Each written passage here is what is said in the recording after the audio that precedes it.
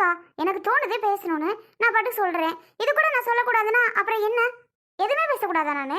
வாயை மூடிட்டு கொஞ்ச நேரம் அமைதியா நில்லு போதும். அக்கா நீயே சொல்லு. நீ உன்னை எவ்வளவோ கஷ்டப்படுத்திருக்கேன், அண்ணனை அதுக்கு மேல கஷ்டப்படுத்திருக்கேன். 2 பேரையும் நான் என்னென்னவோ பேசியிருக்கேன், என்னென்னவோ கஷ்டப்படுத்தியிருக்கேன். ஆனா நீங்க என்ன எதுவுமே நினைக்கலையே. நம்ம தங்கச்சி நம்ம தங்கச்சி நீங்க நினைச்சு எனக்கு எவ்வளோ பண்றீங்க. அது ஏன்க்கா அவங்க அக்காவுக்கு மட்டும் புரியல? நான் வர வேணாம், விஷ் பண்ண ஒரு வார்த்தை ஃபோன் பண்ணி என்ன அம்மு நல்லா இருக்கியாடா, ஹாப்பி பர்த்டேடான்னு சொல்றது ஒரு விஷயமாக்கா. இது சொல்லக்கூடாதா? இது கூடவா முடியாது? நான் என்ன வரலன்றேனா, எதுவும் வாங்கிட்டு வரலன்றேனா, இல்லை அதை பண்ணல இதை பண்ணல இல்லை ஏதாவது நான் சொல்லிட்டு இருக்கேனா? அதெல்லாம் இல்லை இல்லை. நான் என்ன சொல்கிறேன், ஒரு வார்த்தை விஷ் பண்ணக்கூடாதா? இதுதான் சொல்கிறேன். இது தப்பா? சொல்லுக்கா, இது தப்பா? இது கூட நான் அவர்கிட்ட கேட்கக்கூடாதா? கேளுடி, இல்லைங்கள. அது எங்கே எப்படி எந்த நேரத்தில் எந்த மாதிரி எந்த மாடலில் கேட்கணும்னு ஒரு இது இருக்குது சரியா? நீ இந்த இடத்துல எல்லாரும் நிற்கும் போது வெடுக்கு வெடுக்கு வெடுக்குன்னு அந்த மாதிரிலாம் பேசுனீன்னா உங்களுக்கு கோவம் வரதான் செய்யும். நீ எப்பப்போ எதை சொல்லணுமோ அப்பப்போ அதை சொல்லணும்டி. அதை விட்டுட்டு எங்கே பார்த்தாலும் இப்படி சொல்லக்கூடாது சரியா? யோசிச்சு பேசணும். அடப்போக்கா சும்மா. இங்கே பாருங்க அமுதா அண்ணி, நான் சொல்கிறேன் கேளுங்க. நான் என்ன அண்ணி பண்ணேன்? நான் நல்லா தான் இருந்தேன், எவ்வளோ வசதியாக இருந்தேன்னு உங்களுக்கே தெரியும். என் வீட்டில் அவ்வளோ பேர் வேலை பார்த்தாங்க, என் கம்பெனியில் அவ்வளோ பேர் வேலை பார்த்தாங்க. நான் அவ்வளோ பேருக்கு வேலை கொடுத்துட்டு இருந்தேன். ஏதோ என் கஷ்ட காலம், என் நேரம் சரியில்லாமல் இப்போ சூழ்நிலை இந்த அளவுக்கு ஆகி கிடக்கு. அதுக்காக நான் என்ன அண்ணி பண்ண முடியும்? அக்காவும் ஒன்றும் இல்லாமல் உட்காந்துருக்கு. அக்கா என்னை விட பணக்கார அக்கா வீடு, அதுவே ஒன்றும் இல்லாமல் உட்காந்துருக்கு. நான் அதை கூலாக சொல்லிட்டு அது கூட அது இருக்க கஷ்டத்தில் ஒன்னால தானே அப்படியாச்சு நானும் பேசாமல் அது கூட சண்டை போட்டுட்டு இப்படியெல்லாம் இருந்தால் அது மனசு எவ்வளோ கஷ்டப்படும். ஏதோ அதுக்கு தெரியாமல் ஏதோ நடந்துடுச்சு. இவன் சொன்னாதான், வேணான்னு சொன்னாதான், கொடுக்காதுன்னு சொன்னாதான், இல்லைன்னு நான் சொல்லலை. அவள் சொன்னான், ஆனால் நான் அந்த விஷயத்த கேட்கல. அப்போ நான் கேட்டிருந்தேன்னா இப்போ இந்த நிலைமை வந்திருக்காது. அப்போது சொன்னான், 1 2 வச்சுட்டு மற்றது குடு, அப்படி குடுன்னு வீடெல்லாம் வச்சுக்குவோம், ஒரு இடத்தெல்லாம் வச்சுக்குவோம் அப்படிலாம் சொன்னான். நான் அதெல்லாம் கேட்காம நான் பாட்டுக்கு ரொம்ப தப்பு பண்ணிட்டேன். அதான் இப்போ இந்த நிலைமையில வந்து நிற்கிறேன். இப்போவும் நான் கைவிடலை. நான் என்ன பண்ணல ஏது பண்ணலான்னு ஓடிட்டே தான் இருக்கேன். ஏதாவது ஒரு நல்ல வேலைக்கு போகணுன்னு ஓடிட்டே தான் இருக்கேன். இப்போ தானே ஒரு வேலை கிடச்சிருக்கு. போயிட்டு எல்லாம் பண்ண மாட்டேனா?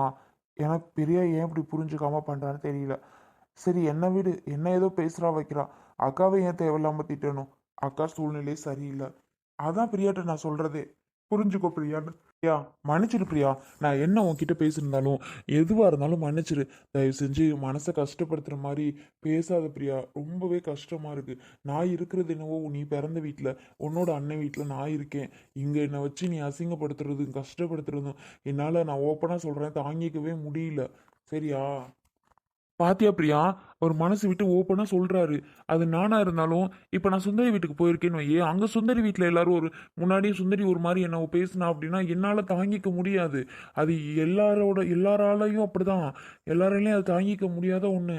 நீங்கள் வச்சு அவர் பேசுறது ரொம்ப ரொம்ப தப்பு. அமுதா சொல்கிற மாதிரி எதை எங்கே பேசணும் எப்படி பேசணும்னு ஒரு இது இருக்குது. அதெல்லாம் இல்லாமல் நீ எல்லாரும் முன்னாடி கத்துறதும் பேசுறதும் இதெல்லாம் ரொம்ப தப்பு பிரியா. அவரும் ஒரு மனுஷன், நல்லா வாழ்ந்த மனுஷன். ஏதோ சூழ்நிலை இப்போ இப்படி இருக்கீங்க, அதுக்காக அதையே சொல்லி சொல்லி சொல்லி காமிச்சு காமிச்சு என்னாக போகுது சொல்லு? ஏதாவது பிரயோஜனமா? ஒன்றும் இல்லை, புரிஞ்சுக்கோமா. உண்மைதானே ஏங்க, சாரிங்க. நான் உங்களை இப்படிலாம் பேசக்கூடாது, என் வாய் இருக்க மாட்டேங்குதுங்க. ஏதாவது தோணு கோவம் வந்தோன்னே என்ன பேசுறதுன்னு தெரியாமல் நான் பாட்டுக்கு டபன்னு பேசிட்டேங்க. ஏங்க சாரிங்க. நீங்களே சொல்லுங்க, உங்கள் அக்கா வரல, ஒரு விஷ் கூட பண்ணல பார்த்தியா? எனக்கு டக்குன்னு ஞாபகம் வந்ததும் நான் பாட்டுக்கு ஓப்பனாக சொல்லிட்டேங்க. சாரிங்க, ஏதாவது தப்பாக சொல்லியிருந்தா. பிரியா ஓகே தான் பிரியா, அக்காவுக்கு முன்ன மாதிரி இல்லை பிரியா. அக்கா முன்ன உன் மேலே கோவப்படும் சண்டை போடும் அதெல்லாம் உண்டுதான். இப்போலாம் உன் மேலே எவ்வளோ பாசமாக இருக்குது தெரியுமா அக்கா? உனக்கு தெரியாது. அதுக்கு நேரம் இல்லை பிரியா ஃபோனை பார்க்குறதுக்கு கூட. அது சுற்றி முற்றி கூட்டவும் பெருக்கவும் வேலை அதிகமாக இருக்குது தெரியுமா அந்த தோட்டத்தில். அதனால பாவமாக இருக்குது, உனக்கு தெரிய மாட்டேங்குது. பிள்ளைக்கு முதல்ல கேக்க ஊட்டி விடுங்க, கண்டதை பேசிட்டு இருப்பீய. இவங்களுக்குலாம் என்ன வேலை? அடிச்சுட்டு விடணும், நான் போறேன், எனக்கு வேலை. ஏய் எங்கடி போற? நில்லு. எனக்கு வேற வேலை இல்ல. இவங்க ஏதாவது பண்ணிட்டு இருப்பாங்க, நின்னுட்டு இருக்கணுமோ நானு? நில்லுடி, நான் நில்லு. ஓவரா சீன் போடாத சரியா? சீனே போறேனா நானா?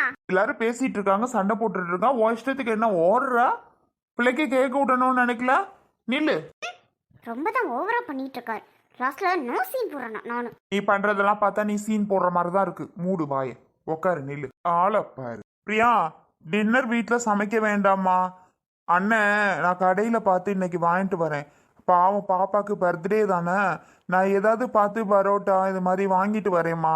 என்ன முதா, ஒரு நாளைக்கு பிள்ளைக்கு வாங்கி கொடுக்கறதுல என்ன இருக்கு சொல்லு.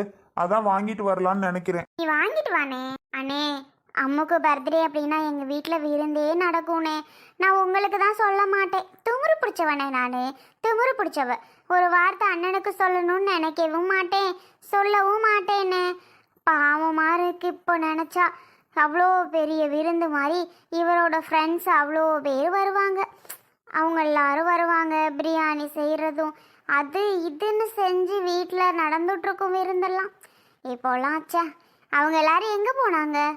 கூப்பிட்டா மட்டும்தான் வந்தாங்க, இருக்கும்போது வந்தாங்க.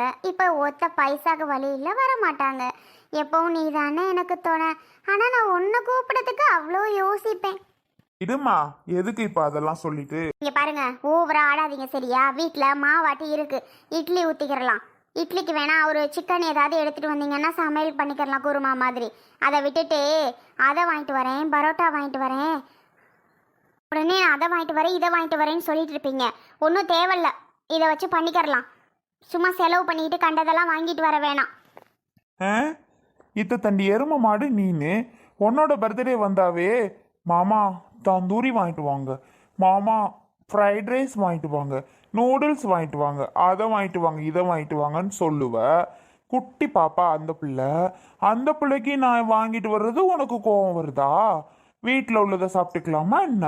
இங்கே பாரு, பேசாம இருந்துடுடி. எனக்கு கோவம் வர மாதிரியே பேசிட்டு இருக்க, பண்ணிட்டு இருக்க. பேசாம அமைதியாக ஓரமாக நில்லு. சொல்லிட்டேன், அதை வாங்கிட்டு வராத, இதை வாங்கிட்டு வராதுன்னு. எனக்கு எது வாங்கிட்டு வர்றதுன்னு எனக்கு தெரியும். உன் வேலையை பார்த்துட்டு இரு, ஓகே?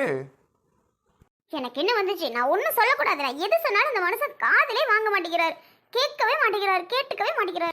அத்தை, நான் வேலை பார்த்தேன், வாங்குற காசை நான் கண்டிப்பாக கழிச்சிட்றேன் அத்தை.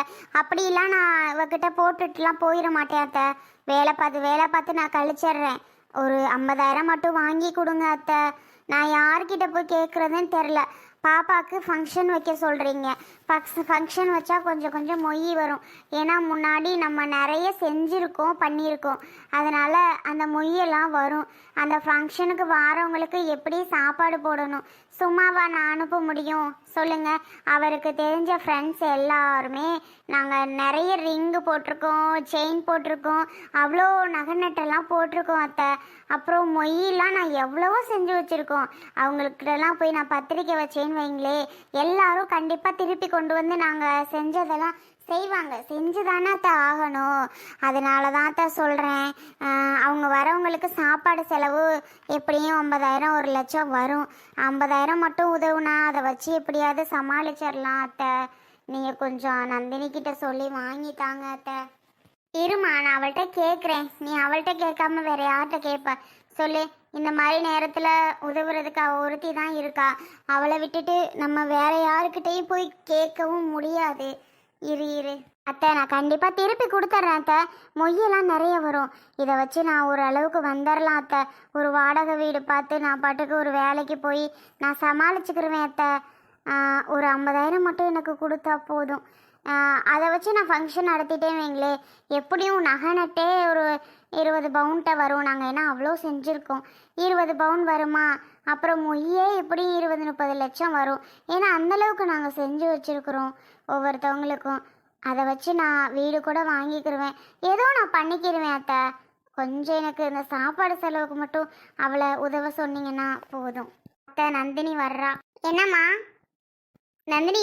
ஒன்றும் இல்லடி, சும்மா உன் அண்ணன் பொண்டாட்டி உங்ககிட்ட பேசணும்னா. அண்ணன் பொண்டாட்டி என்கிட்ட பேசணுமா? என்கிட்ட பேசுகிற அளவுக்கு என்ன இருக்கு? எனக்கு வேலை இருக்கு, டைம் ஆயிடுச்சு, நான் கிளம்பணும். நான் ஈவினிங் வந்து பேசிக்கிறேன். ஏய் நந்தினி நில்லுடி. மா டைம் ஆயிடுச்சு, ஒரு நிமிஷம் நில்லு. சொல்லுமா டக்குன்னு, என்னன்னு கேளு அவியல்கிட்ட. நந்தினி ஒன்றும் இல்லைம்மா, ஒரு சின்ன விஷயம்தான், முக்கியமான விஷயம். ஆனால் முடியாதுன்னு மட்டும் சொல்லிடாதம்மா. உன்னை நம்பி தான் நான் முழுக்க இதில் இறங்குறேன்.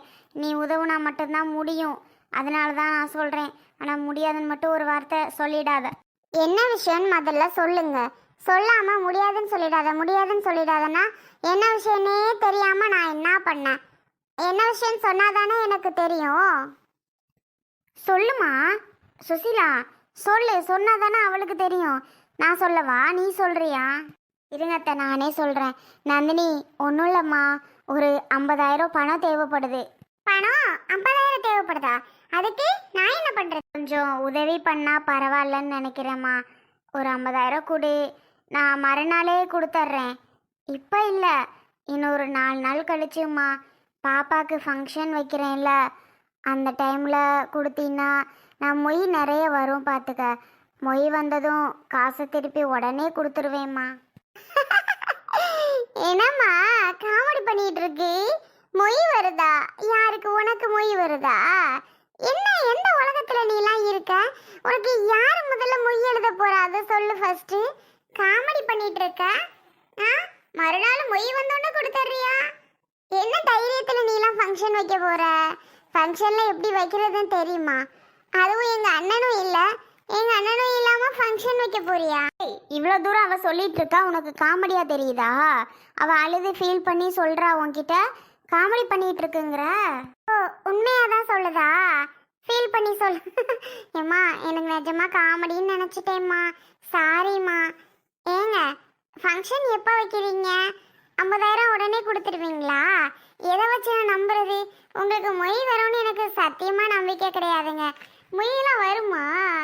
ஏங்க ஏங்க இப்படி பண்ணுறீங்க ஏங்க? ஏய், ஏன் அவளுக்கு மொய் வராதா? சொல்லடி, மொய் வராதா? நக்கலா பேசுகிறா.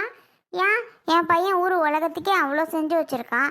அவங்களுக்கு செஞ்சவங்களுக்கு மட்டும் ஒரு சின்னதாக கூப்பிட்டோன்னா அவங்க வந்து செஞ்சதை செஞ்சிட மாட்டாங்களா? அதை வச்சு என் மருமக ஒரு நிலைமைக்கு வந்துடுவா. ஓ, அப்படி. ஓ, மொய் மொய் வர்ற காசை வச்சு ஒரு நிலைமைக்கு வர போகிறாங்களா என்ன? பரவாயில்லையே, உங்கள் ஐடியா நல்லா தான் இருக்கு. ஆஹா. அப்புறம் காசா வேணும்? காசு உங்கள் பிரியா, அதான் உங்கள் தம்பி ஒய்ஃபு ஓவரா பேசுனா அந்த பிரியா கிட்ட போய் கேட்கறது காசை கொடுன்னு. என்ன, போய் கேட்கலாம்ல காசை அவகிட்ட?